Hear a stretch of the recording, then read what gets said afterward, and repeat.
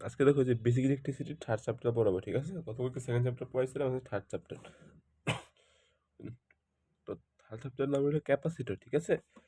Capacitor মানে কি? Capacitor মানে কি চার্জ ধরে রাখার জন্য যে এক ধরনের ডিভাইস থাকে বলে কি ক্যাপাসিটর। মানে ফ্যানে ক্যাপাসিটর থাকে। এই ক্যাপাসিটরের কাজটা কি? ক্যাপাসিটরের কাজ মূলত কি চার্জটা কি করা, ধরে রাখা, ঠিক আছে? অর্থাৎ চার্জ কি রাখা, জমায় রাখা, অনেকগুলো চার্জ জমায় রাখা, তারপর এই চার্জটা কি করা, পরে ব্যবহার করা, ঠিক আছে? তো এই হলো ক্যাপাসিটর। ক্যাপাসিটরের কাজটা কি চার্জ ধরে রাখা। এন্ড ক্যাপাসিটরের সংখ্যাটি, ক্যাপাসিটর দেখতে এরকম। তো ক্যাপাসিটর দেখতে মূলত এরকম। এই পাশে থাকবে একটা অপরিবাহী পদার্থ, এই পাশে থাকবে একটা পরিবাহী, এই পাশে আর থাকবে পরিবাহী পদার্থ, ডিভাইস। এই পাশে একটা পরিবাহী পদার্থ থাকবে, এই পাশে একটা পরিবাহী পদার্থ থাকবে, আর মাঝখানে থাকবে কি অপরিবাহী, অপরিবাহী। এই পাশে থাকবে কি পরিবাহী। কথা বোঝা গেছে ভাই? এই বাম পাশে থাকবে পরিবাহী পদার্থ, ডান পাশে থাকবে কি পরিবাহী পদার্থ, আর মাঝখানে থাকবে কি অপরিবাহী পদার্থ, ঠিক আছে? অর্থাৎ দুটি পরিবাহী, এখান থেকেও চার্জ যাবে অপরিবাহী পদার্থতে, এখান থেকেও চার্জ যাবে, চার্জগুলো এসে এখানে এসে কি করবে, জমা হবে। এটাই আমাদের ক্যাপাসিটর, ঠিক আছে? পরিবাহী পদার্থ থেকে চার্জগুলো এসে কোথায় জমা হবে, অপরিবাহী পদার্থ, এটাকে কি বলে ক্যাপাসিটর, ঠিক আছে? কারণ চার্জ মূলত জমা হয় কি কোন ধরনের পদার্থের ভিতর, অপরিবাহী পদার্থের ভিতর। সংজ্ঞা দিবে এভাবে: দুটি পরিবাহী পদার্থের মাঝে, ঠিক আছে? দুটি পরিবাহী পদার্থের মাঝে একটি অপরিবাহী পদার্থ রেখে, ঠিক আছে? দুটি পরিবাহী পদার্থের মাঝে একটি অপরিবাহী পদার্থ রেখে যে ডিভাইস তৈরি হয়,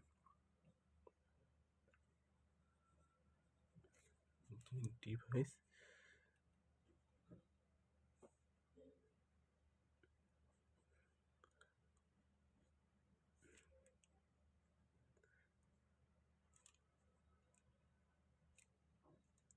তাই ক্যাপাসিটর বলে, ঠিক আছে? দুটি পরিবাহী পদার্থের মাঝে একটি অপরিবাহী পদার্থ রেখে যে ডিভাইস তৈরি হয় তাকে কি বলে, ক্যাপাসিটর বলে। তারপরে ক্যাপাসিটেন্স,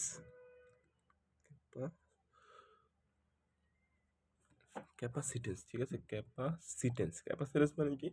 এই দেখো ক্যাপাসিটর চার্জ ধরে রাখে, ঠিক আছে? আর ক্যাপাসিটরের এই চার্জ ধরে রাখার যে ক্ষমতা তাকে কি বলে, ক্যাপাসিটেন্স বলে।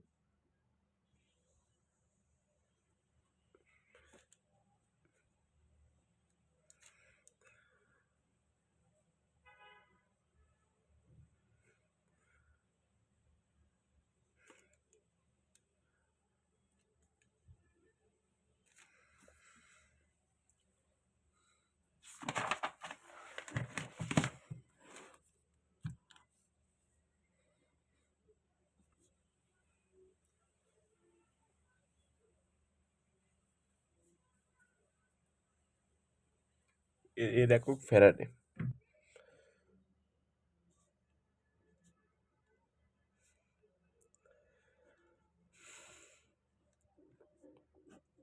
এর একক কি, ফ্যারাডে।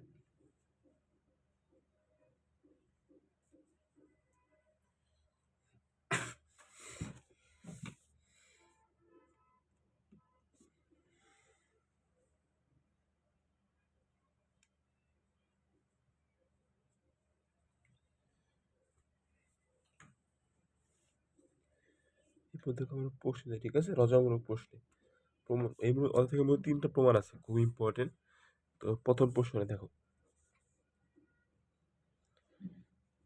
ও একটা কথা, ক্যাপাসিটর মূলত দুই প্রকার, ঠিক আছে? ক্যাপাসিটর দুই প্রকার, এটা কি সিরিজ ক্যাপাসিটর, আর এটা কি প্যারালাল ক্যাপাসিটর। মাথায় রাখবো, সিরিজ ক্যাপাসিটর, আর এটা কি parallel capacitor.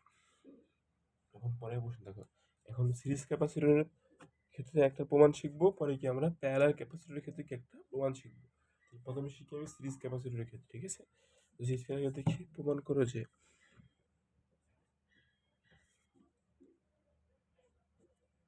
1/CS 1/C1 1/C2 plus 1/C3 dot dot dot plus 1/CN, ঠিক আছে?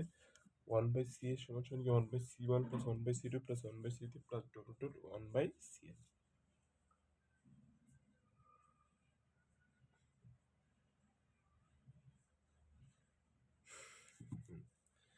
তো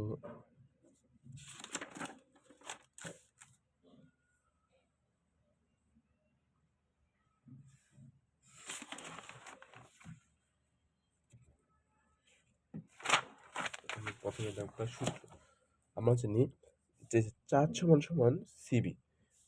চার্জ সমান সমান কি সিবি। আমরা জানি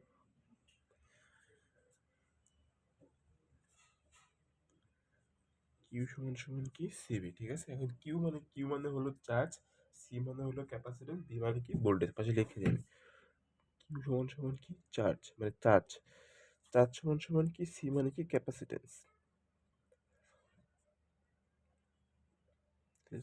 বিতে কি ভোল্টেজ। ঠিক আছে, কিউ মানে চার্জ, সিতে ক্যাপাসিট্যান্স, আর বিতে কি ভোল্টেজ। অর্থাৎ চার্জ সমান সমান কি ক্যাপাসিট্যান্স গুণ ভোল্টেজ।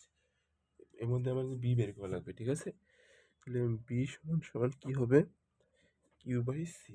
বি সমান সমান কি কিউ বাই সি।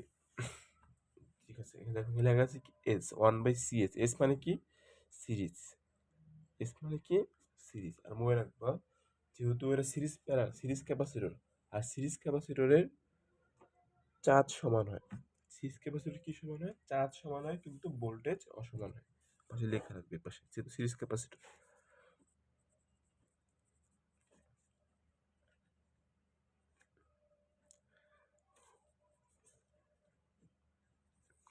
চার্জ সমান, এগুলো পরীক্ষার সময় লেখা লাগবে না, বোঝানোর জন্য লিখতে। ঠিক আছে, ভোল্টেজ সমান। ঠিক আছে, সিরিজ ক্যাপাসিটরের চার্জ সমান, কিন্তু ভোল্টেজটা কি অসমান। ঠিক আছে,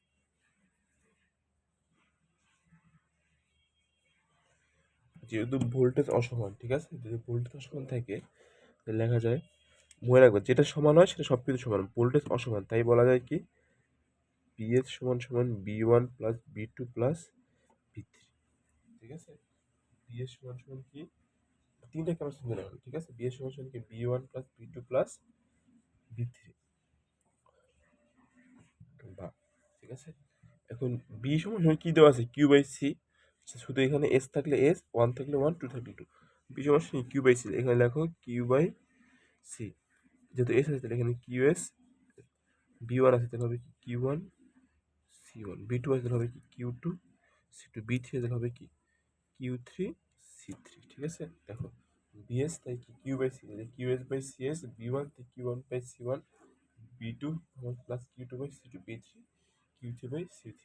যেহেতু কি চার্জ সমান, এই সবগুলো চার্জ কি হবে কাটাকাটি যাবে। চার্জ সমান মানে এইসব কাটা থাকলো কি শুধু ওয়ান, সব কাটা দিলে থাকবে কি শুধু ওয়ান। এর উপরে কি বসবে ওয়ান বসবে। 1/CS 1/C1 plus 1/C2 plus 1/C3 answer. ঠিক আছে, এটা পরবর্তী বছর আমার প্রমাণ হয়ে গেল ছোট ম্যাথ। ঠিক আছে, 1/CS সমান কি 1/C1 plus 1/C2 plus 1/C3 ক্ষেত্রে শিখা শেষ। এবার শিখবো কি আমি প্যারালালি ক্ষেত্রে কি প্রকার। ঠিক আছে, দুটো মধ্যে একটা সময় আসবে।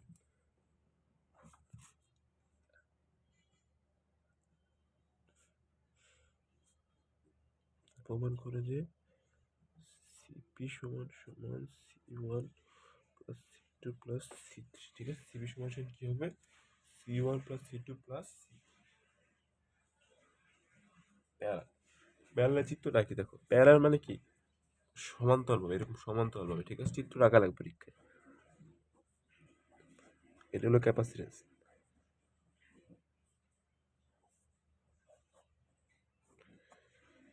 Capacitor 1, capacitor 2, capacitor 3।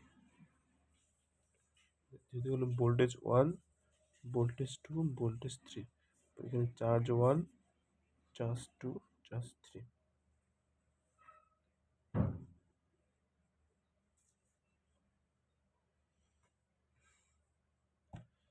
এটা হলো মূল ভোল্টেজ বিপি।